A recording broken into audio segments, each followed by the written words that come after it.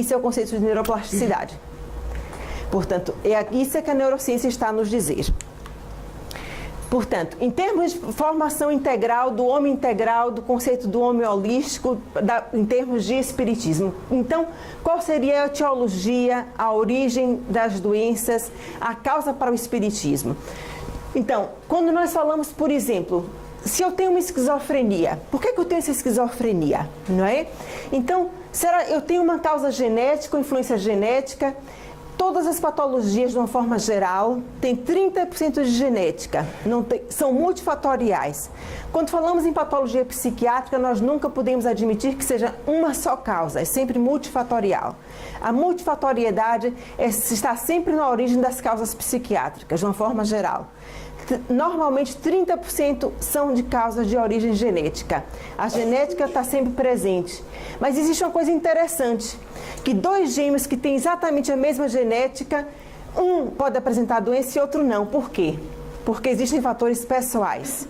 Existe uma questão que é o genótipo, que é a característica do gene. Outra coisa é o fenótipo, a expressão do gene. E o espírito fala através do fenótipo, que é a expressão do gene. Por isso é que nós às vezes temos exatamente dois gêmeos que têm a mesma genética, um apresenta doença, por exemplo, um autismo, e o outro não apresenta. Por quê? Porque naquele gene, naquele espírito que apresentou o autismo, a expressão genética dele, que é o fenótipo, não se expressou. São as características do espírito que não apresentou. Portanto, e é isso que o espiritismo nos diz. Eu tenho quantos minutos? Já estou assim, aflita. Pronto. E estamos a falar de influência genética e espiritualidade, de espírito. Porque é a força do espírito a falar na influência genética. Através de quê? Do fenótipo. É por isso que dois irmãos na mesma família, ou temos 7 filhos, por exemplo, vão ser todos diabéticos. Nós sabemos que a diabetes tem uma fortíssima carga de influência genética. A esquizofrenia tem uma fortíssima carga genética. Mas o que é que vai fazer com que aquela expressão possa acontecer? Então, a parte genética da expressão do gene vai acontecer no fenótipo, que é a expressão do espírito naquela carga genética. Mas isso só é em 30%. O restante são os outros fatores. Fatores pessoais, fatores familiares, fatores do desenvolvimento, que é estudo, como a pessoa se adapta às suas realidades, fatores de resiliência. Resiliência significa a capacidade que um metal tem de sofrer uma grande pressão e não deformar. Todos nós temos maior ou menor capacidade de resiliência, que é a nossa capacidade de face, a frustração, a nossa maior capacidade ou menor capacidade de face às dificuldades, sucumbir ou não. Isso acontece como? Com a nossa capacidade de enfrentar o dia a dia, que nós vamos adquirindo desde que nascemos, pisamos o pé no mundo. E muitas vezes tem a ver com o quê? Com as nossas experiências também do passado, com a nossa capacidade, com a nossa personalidade pré-egoica. Quer dizer isto? Pré-nascimento. São as características, o arcabouço psicológico que nós trazemos antes de nascermos. A nossa personalidade, nossa bagagem espiritual. Portanto, quem nos diz isso é o espiritismo. Portanto, isso está onde? Nos fatores pessoais e nos fatores do desenvolvimento que depois vão se expressando ao longo da vida. Por que as pessoas têm?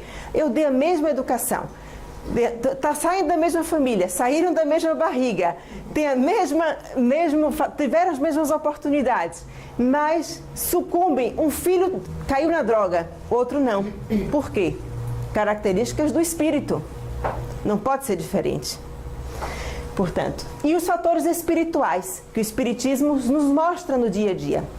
Alguns espíritos têm fatores reencarnatórios, que são essas experiências que eu acabei de dizer. Por exemplo, vamos supor que tem uma necessidade de aprendizagem, de passar por certas dificuldades para aprendizagens do passado. E esses são os fatores reencarnatórios, são aquelas tendências, aquelas, vamos lá dizer, são aquelas coisas que nos puxam para andar por este caminho e não por este, que são as nossas necessidades evolutivas. E os fatores espirituais, são as influências dos espíritos. Porque, por exemplo, se eu estou muito deprimida, eu não vou ter companhias espirituais positivas. não é? Se eu só penso negativo, eu não vou ter uma sintonia mental muito agradável. Vou ter a companhia que eu mereço. São de pessoas espiritualmente que sintonizam com o meu padrão vibratório. Portanto, então, dentro dessa etiopatogenia das doenças, quer mental, quer físicas, nós teríamos, segundo os próprios espíritos nos dizem, a origem estaria primeiro no perispírito, para depois haver uma desarmonia celular e depois, então, o processo de doença. Atenção àquilo que Emmanuel nos diz. O corpo doente reflete o panorama interior do espírito enfermo.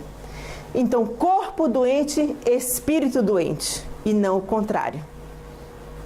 Quando nós queremos tratar, sendo espíritas, uma pessoa, nós temos que ter atenção, é óbvio e é claro, porque estamos a lidar no nível físico, nunca, jamais podemos abster-nos de tratar o corpo físico, porque se existe patologia física, esta tem que ser tratada. Negligenciar o tratamento físico é dizer que não existe corpo, mas existe um corpo físico que tem que ser tratado. Mas, para além desse corpo físico, tem um corpo espiritual também que tem que ser tratado. Um corpo espiritual que tem que ser cuidado. Através de quê?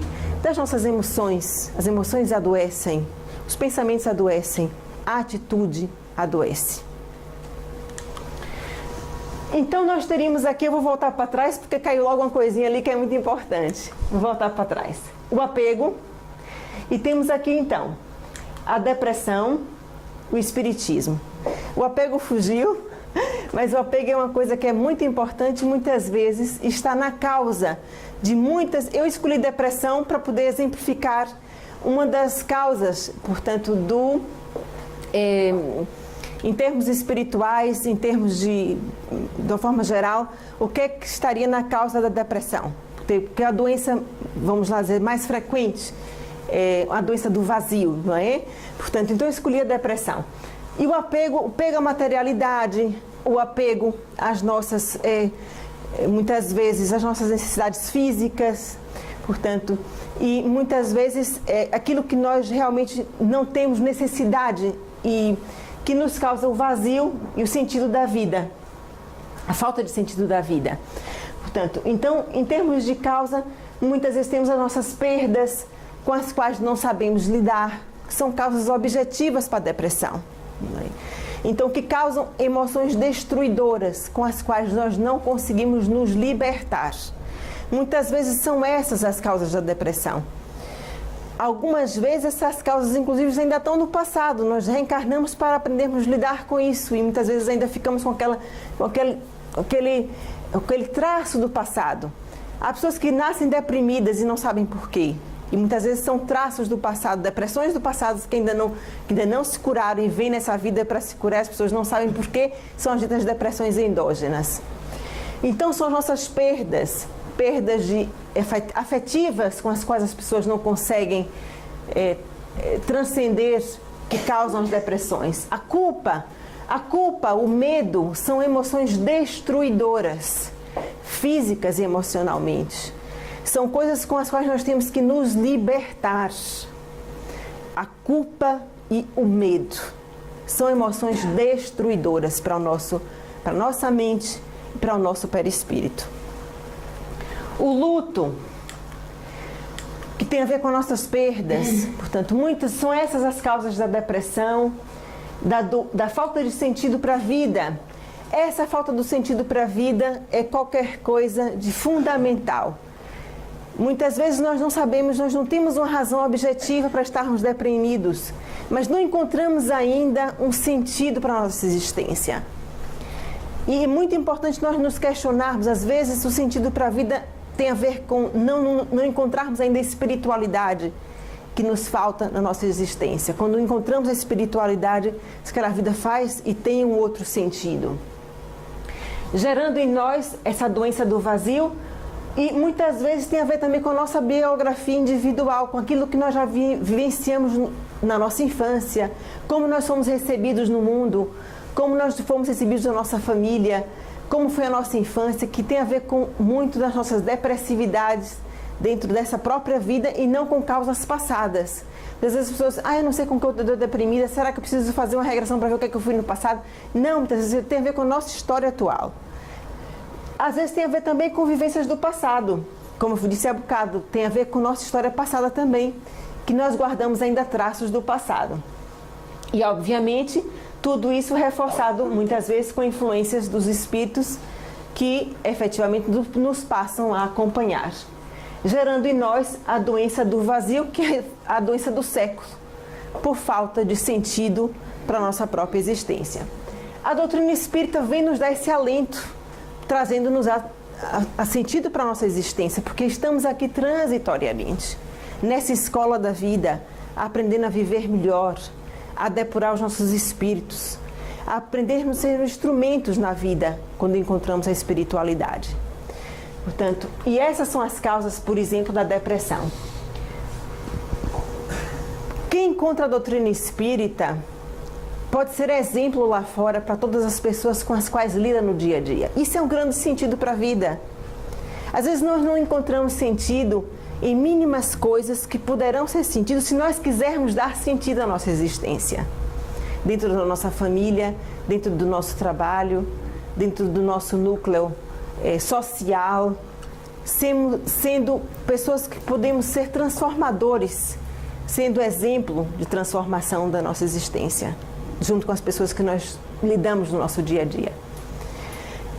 Então, o modelo biopsicossocial espiritual é um modelo integrativo, onde nós não negamos a parte física, não negamos o tratamento físico, mas para além do tratamento físico, nós temos que ter atenção ao corpo espiritual, às nossas emoções, porque as emoções adoecem o corpo físico, os pensamentos, as atitudes.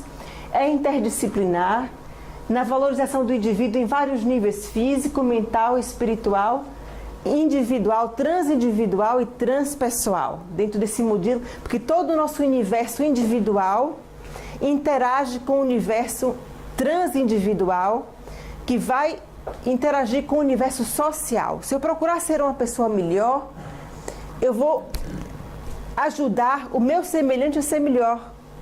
E se meu semelhante for melhor, vai me ajudar a ser melhor dentro do universo transindividual. Portanto, se eu tiver consciência disso, eu estou ajudando realmente a sociedade a ser melhor. E essa é uma visão transpessoal. Também é uma visão espírita. Então, qual é o modelo de proposta espírita para a saúde mental? Que a saúde é um estado de equilíbrio. A saúde não é uma ausência de problemas, porque todos nós temos problemas. O Espiritismo não diz que quem é espírita não tem problema. Nem diz que quem vem à casa espírita vai deixar de ter problemas. Mas, e não garante isso a ninguém, mas nos diz sim que nós nunca estamos desacompanhados. Que nós temos sempre que solicitamos a ajuda espiritual. Que nós nunca estamos sós. E que a saúde é um estado de equilíbrio, não é ausência de problema. E podemos encontrar através da doutrina este equilíbrio. A doença, às vezes, é um caminho que tem que ser percorrido para encontrar esse equilíbrio. Não é algo que nós temos que banir a pensar que é um desastre que aconteceu na nossa vida. Às vezes pode ser uma necessidade evolutiva. Outras vezes é uma correção da nossa própria meta existencial. Algumas vezes a própria patologia mental é uma desorganização das nossas emoções. Então podemos ter atenção a isso para a nossa própria organização estrutural da nossa mente e a organização do nosso caminho para que ele seja melhor e com maior luz, com maior equilíbrio. A saúde surge da boa administração da nossa energia vital. Portanto, nós como espíritas temos que trabalhar na nossa promoção da nossa saúde física e mental. Esse é o caminho. A doença emerge do bloqueio das nossas emoções, principalmente quando falamos em patologia mental. Porque se nós quisermos agora falarmos em saúde, para agora e para o futuro, para as próximas encarnações e para o mundo espiritual, temos que cultivar isso agora, hoje, em cada momento da nossa existência. O programa de saúde da nova era visa esse autoconhecimento, que é o que nós estamos fazendo aqui agora. E perguntarmos para nós próximos, o que é que aconteceu em minha vida antes de adoecer? O que é que eu posso mudar? Que tipo de atitude eu posso tomar para estar diferente? Não é de dizer, quais são os compromissos que eu tenho que tomar para ficar bom? Né? Quais são as atitudes que eu tenho que mudar? O que é que eu posso fazer de forma diferente? O que é que estou a fazer errado? O que é que eu posso corrigir na minha atitude? Porque a doença é um desequilíbrio no perispírito. Depois aparece no corpo físico. Primeiro está no perispírito. E o que é que eu preciso realmente de alterar em termos de pensamento e de atitude mental? Nesse processo de individuação que busca essa transformação do ego, porque nascemos com a nossa consciência pré-egoica que vem com as influências do passado. Mas o nosso ego busca transcender através do self pessoal, que é o nosso melhor de nós mesmos, para o self transpessoal, que é o melhor de todo o universo, nessa consciência transindividual. Porque se eu estou melhor, a sociedade está melhor, o mundo está melhor. E é isso que a própria medicina quântica diz, é isso que a própria física quântica nos ensina hoje em dia. E por fim, essa é a nossa proposta, que o indivíduo, cada um de nós aqui presentes, não delega na mão do médico, não delega na mão do espírito, não delega na mão do guia espiritual a sua cura. O próprio indivíduo é uma pessoa ativa na construção do seu mundo interior mais equilibrado. Então, não adianta vir tomar as mesinhas, o passe, água magnetizada. Importante é construir ativamente o seu processo de equilíbrio interior, através das suas emoções, daquilo que pensa, daquilo que sente, daquilo que busca diariamente, daquilo que faz, da atitude. É responsável pela promoção de estilos mais saudáveis. É convidado, todos nós, eu, vocês, à construção de uma sociedade mais humanizada, com valores morais, cívicos. É essa a proposta espírita. É essa a proposta espírita da atitude, do equilíbrio, da reforma íntima, cívicos e espirituais. O indivíduo é consciente do seu papel social e coletivo e ativo na edificação do seu bem-estar físico, mental e espiritual. André Luiz, no livro Evolução em Dois Mundos, diz uma coisa muito importante. E para finalizar, diz o seguinte: conhecimento pode pouquíssimo comparado o muito que o amor pode. E foi com isso que ele se defrontou quando chegou no mundo espiritual. Que ele sabia muito no mundo físico, mas ele não fez a sua reforma íntima. E é com essas palavras que eu vos deixo para refletirem e ficarem com essas palavras de André Luiz. Muito obrigada a vocês e muita paz. Obrigada.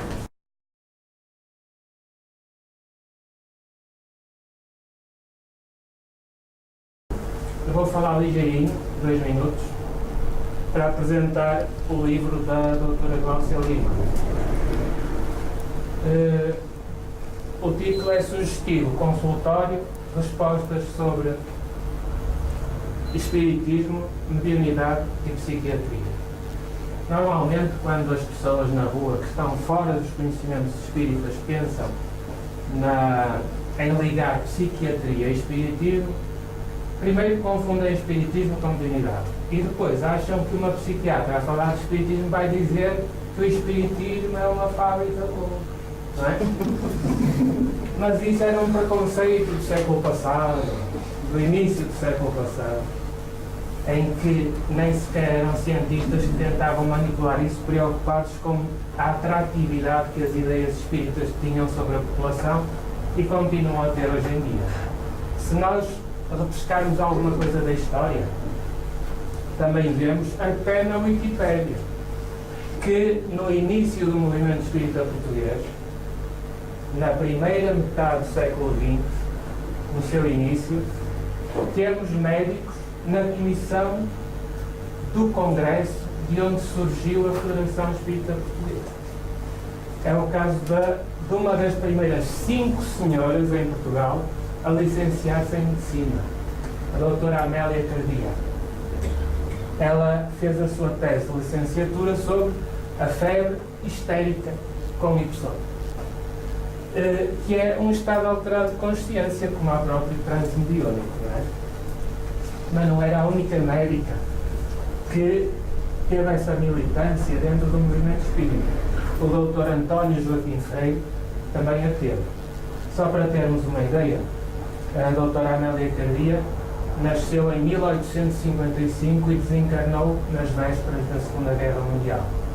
O Dr. António Joaquim Freire nasceu cerca de 2 décadas depois e desencarnou cerca de 2 décadas depois. A doutora Gláucia Lima vem na esteira desses números tutelares, não é?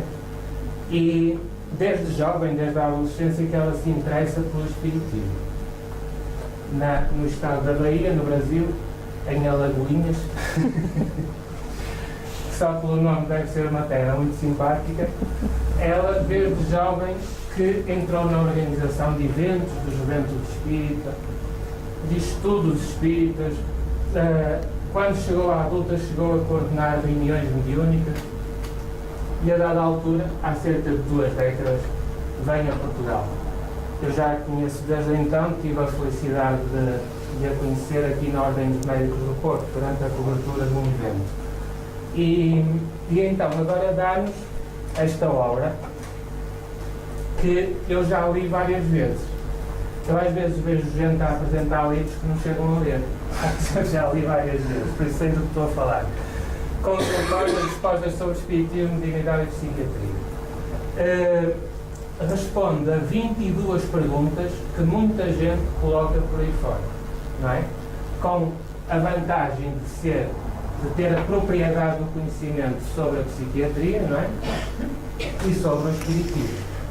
E aborda questões em linguagem acessível, tão interessantes como a mediunidade poderá ter alguma relação com a loucura? Será a mediunidade hereditária? Será que existe epilepsia ou só existe mediunidade? A doença bipolar será uma forma de obsessão? E quando as crianças veem entidades espirituais ou mudam de personalidade, será que devem passar logo à educação da mediunidade? Será que a glândula pineal é mesmo e até que ponto o órgão da mediunidade, que é uma faculdade orgânica, segundo o livro dos médiuns de Allan Kardec? E muitas outras questões. Portanto, estão a ver que para quem gosta de estudar espiritismo, para quem é curioso em querer saber algo mais, este livro é obrigatório. E para isso não precisa de ser em decreto-lei, não é? Isso só há alguém que está traumatizado com a lei, mas eu também estou. Portanto, é um livro recomendável a interessados nos estudos espíritas, a pais e educadores e, sobretudo, a terapeutas de saúde mental que, quantas vezes, por desconhecerem a naturalidade dos fenómenos mediúnicos, chegam à gaveta, estudaram e enfiam aquilo para lá, nem que seja à força. E ficam as coisas por resolver muitas vezes, não é? Portanto, era isto que tinha para dizer. Para saber alguma coisa mais do que isto, só mesmo comprando o livro e estudando. Espero que gostem e peço desculpa por qualquer coisa.